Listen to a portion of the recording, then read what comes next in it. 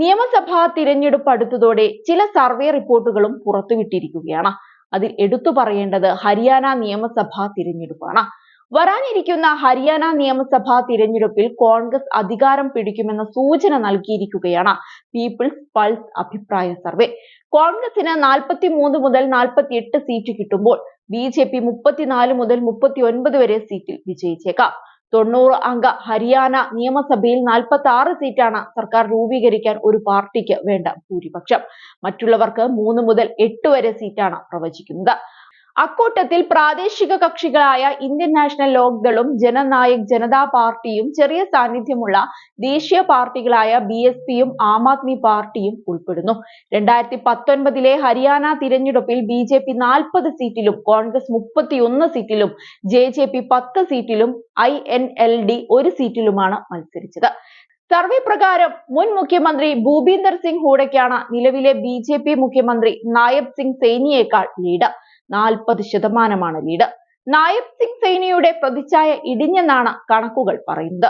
സൈനിയെ പിന്തുണയ്ക്കുന്നവർ 30%. മുതിർന്ന BJP നേതാവും മുൻ മുഖ്യമന്ത്രിയുമായ മനോഹർ ലാൽ ഖട്ടറിനെ 9% പേരും കോൺഗ്രസ് വനിതാ നേതാവ് കുമാരി സെൽജിയെ 7% പേരും പിന്തുണയ്ക്കുന്നുണ്ട്. തങ്ങളുടെ പരമ്പരാഗത അടിത്തറയായ ജാട്ടുകളുടെയും ദളിതരുടെയും വിശ്വാസം കോൺഗ്രസ് തിരിച്ചു പിടിച്ചെന്ന് സർവേ റിപ്പോർട്ടിൽ പറയുന്നുണ്ട്. 65% കർഷകരുള്ള ഗ്രാമീണ മേഖലയിലും കോൺഗ്രസിനോടാണ് ചായ്വ്. OBC-കൾക്കിടയിൽ BJP-ക്കുള്ള പിന്തുണ ഇടിഞ്ഞിരിക്കുകയാണ്. OBC വിഭാഗത്തിൽപ്പെട്ടയാളെ മുഖ്യമന്ത്രിയാക്കാനുള്ള BJP തീരുമാനം വേണ്ട പോലെ ഫലം കണ്ടില്ലെന്ന് വേണം കരുതാൻ. വോട്ടർമാരുടെ മുഖ്യ പ്രശ്നം കാർഷിക തകർച്ച, തൊഴിലില്ലായ്മ, അഗ്നിവീർ പദ്ധതിയോടുള്ള എതിർപ്പ്, ഉപജീവന വെല്ലുവിളികൾ എന്നിവയാണ്. നിലവിലെ MLA-മാരുടെ ജനപ്രീതി അനുസരിച്ച് പ്രാദേശിക ഘടകങ്ങൾ വിലയിരുത്തിയാകും വോട്ടർമാർ നിയമസഭാ തിരഞ്ഞെടുപ്പിൽ വോട്ട് ചെയ്യുക. BJP-ക്ക് തിരിച്ചടിയേറ്റ ലോക്സഭാ തിരഞ്ഞെടുപ്പിൽ കോൺഗ്രസ് 5 സീറ്റുകൾ പിടിച്ചെടുത്തിരുന്നു. 5 സീറ്റ് നഷ്ടമായി BJP 10 സീറ്റിൽ ഒതുങ്ങുകയും ചെയ്തിട്ടുണ്ട്. നിയമസഭാ തിരഞ്ഞെടുപ്പ് സർവേ പ്രകാരം കോൺഗ്രസും BJP-യും തമ്മിലെ വോട്ട് വിഹിത വ്യത്യാസം 3% മാത്രമാണ്.